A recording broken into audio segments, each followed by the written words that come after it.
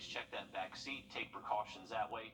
Have a look at the rest of the week's forecast in just about 10 minutes. All right, thank you, Riley. Dozens marched this afternoon in front of the district attorney's office in downtown Augusta.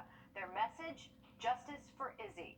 Izzy Scott is the 4-year-old who drowned in Burke County last month during his swim lesson. The sheriff's office did not press charges. Now the case is in the hands of the district attorney. But as our Claire Allen reports, Izzy's family wants more than just justice in this case.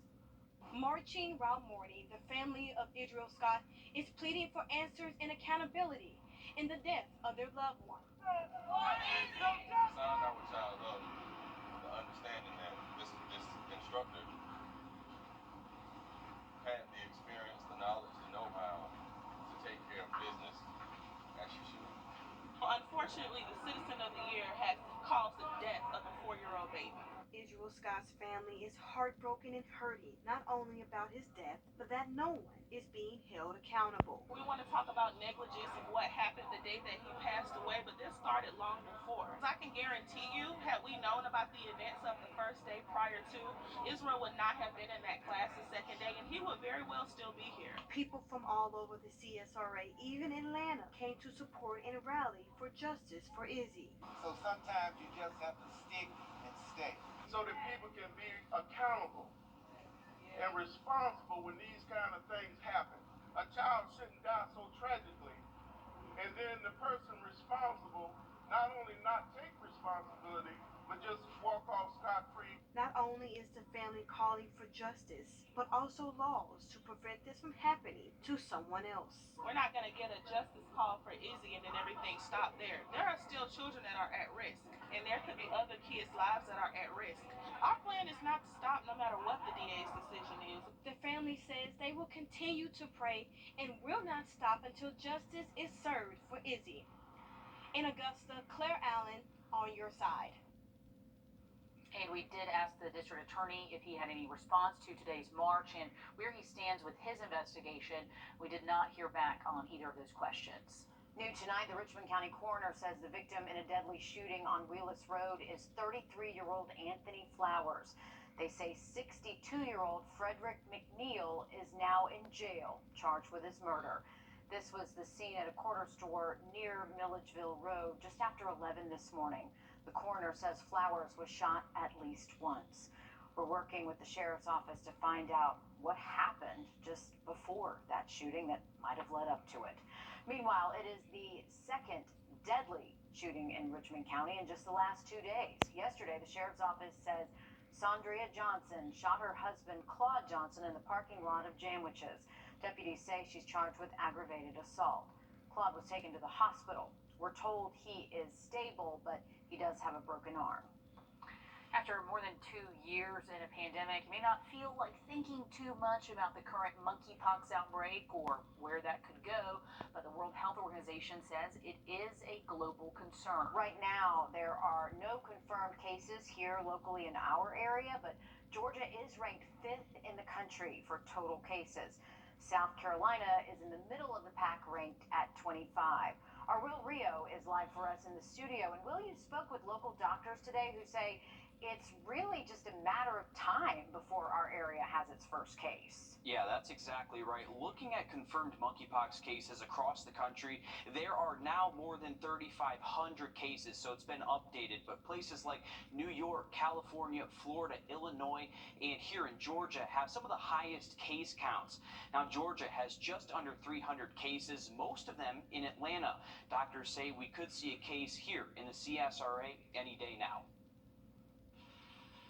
With monkeypox vaccines rolling out to states with the highest case counts, doctors in the CSRA say they're educating staff and putting protocols in place for the first case. Having 200 some in Georgia eventually is going to get here.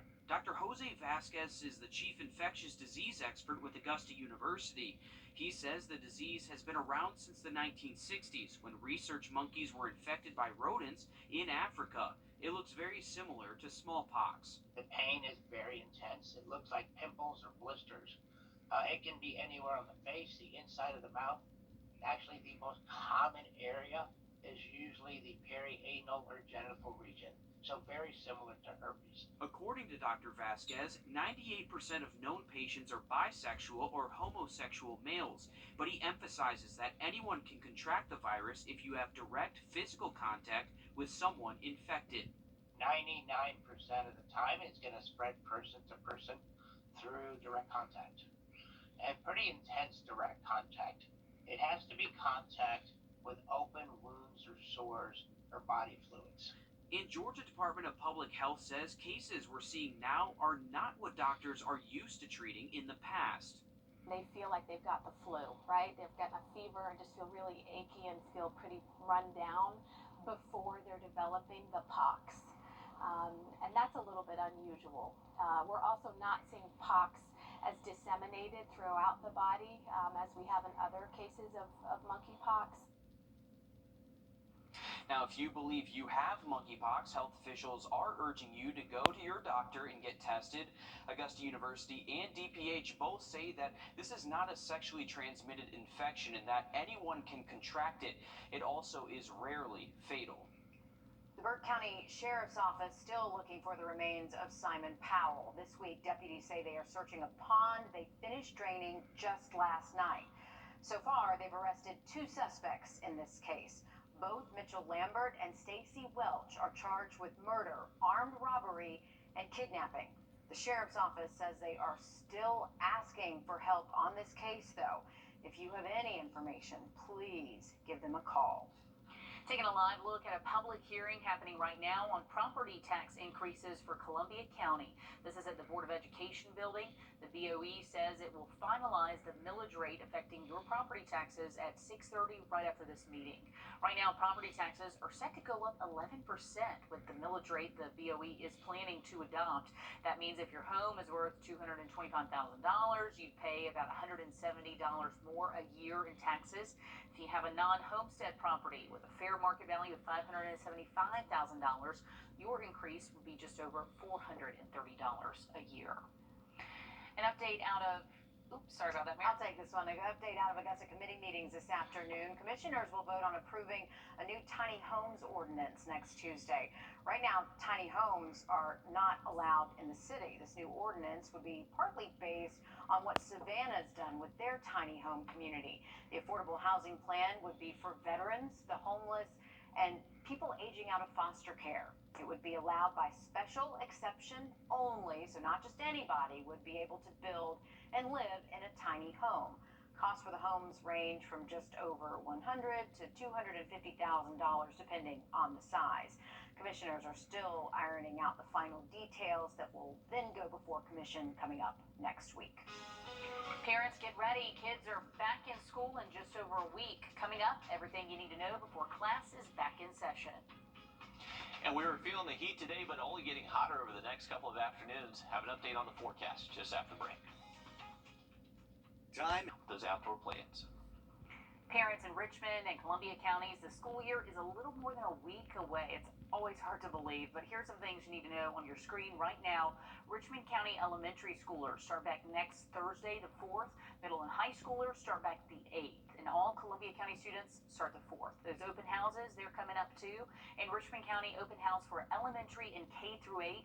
That's a week from today. Open house is Tuesday, August 2nd from noon to 6. Middle and high schoolers, your open house is Wednesday, August 3rd from noon to 6. And in Columbia County, open house for high schoolers is this Thursday. Middle school, that's Monday. Elementary, Tuesday. All Columbia County open houses are from 4:30 to 6:30, and we will put all of that on our website for you. You also want to familiarize yourself with your child's bus route. In Columbia County, they have been testing the bus routes this week. They've got a bus tracker app. It's called EduLog Parent Portal Lite. In Richmond County, they have something similar on their website. We have linked both of them on our WRDW app. You can access the story by clicking on this QR code. Just pick up your cell phone. We know you have it in your hand and hold it up to your screen. Richmond County has also adjusted school start and end times to help bus routes be on time. So don't forget, South Carolina's tax-free weekend is coming up August 5th through the 7th. That is for online and in-store purchases for school supplies, clothing, and more. Georgia does not have a tax-free weekend this year, but don't worry. All you have to do is take a trip across the river to get everything you need. If you're looking for free supplies, we've also got a full list of upcoming giveaways on our website as well. The lawsuit trying to stop South Carolina's abortion ban denied in court today, but it's now the end of Planned Parenthood's fight. What happens next after the break? The line. Because the last place we want more criminals with guns is here. The law that bans most abortions in South Carolina after around 6 weeks will remain in effect for now. That's what a judge ruled today in Columbia, denying abortion providers' request to block it temporarily. State House reporter Mary Green explains what happens next in the court battle over the law.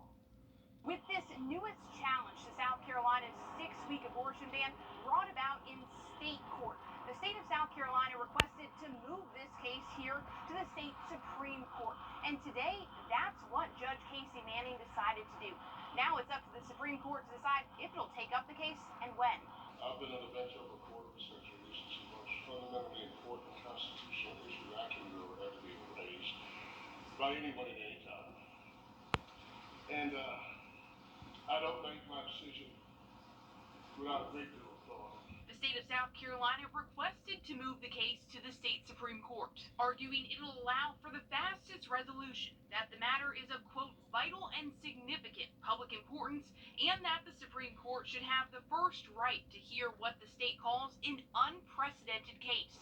Quite literally, there is no direct legal or historical support for the claims of unrest here.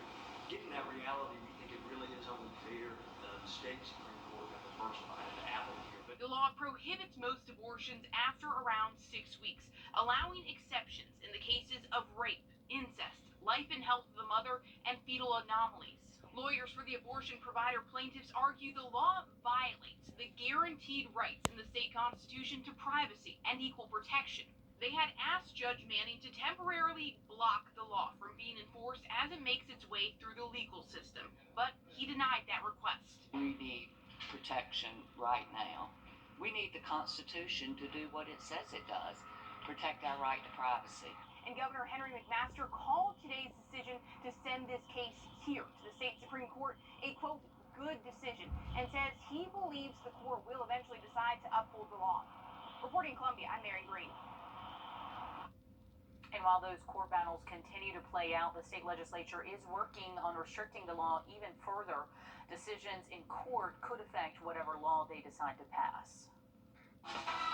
On your sideline, sports brought to you by the Hawk Law Group. We are closing in on Friday Night Lights. Next week, teams can officially start padded practice. And over at Evans, they're counting down the days. Eric Davis became Evans' new commander last season. Now entering year 2, he's hungrier than ever. Evans had 3 losing games last season. Their last came in the Sweet 16 against Johns Creek. And with 1 year under his belt, Davis is bringing in some reinforcements into year 2. This offseason, Davis hired 5 more position and weight room coaches, bringing their full staff to 13. Now it's just a matter of getting everyone on the same page before the pads go on. I think that I've kind of set our standards for what we're trying to accomplish and what we're trying to do program-wise, and I think we've gotten better weight room-wise. I think we've gotten better culture-wise here. This is kind of what it takes to get over that hump, to try and get to a quarterfinal or a semifinal or, even a state championship. The Knights have 22 seniors this year, the same as last. After graduating 4-year quarterback Caleb Jackson, the Knights hand the reins to DJ Walton. Evans kicks off their season against North Augusta on the 19th. We'll be right back after this. Watch 1226 on your side. Where and now continue Thursday and Friday. Our pattern's going to hold pretty steady over the next 3 days. As we roll into the weekend, a cold front's going to approach us and stall out just towards our north, but likely will bring us better opportunity for some storms Saturday and Sunday. That's it for us tonight on News 12 at 6 o'clock. We'll see you tonight at 11. Have a great night.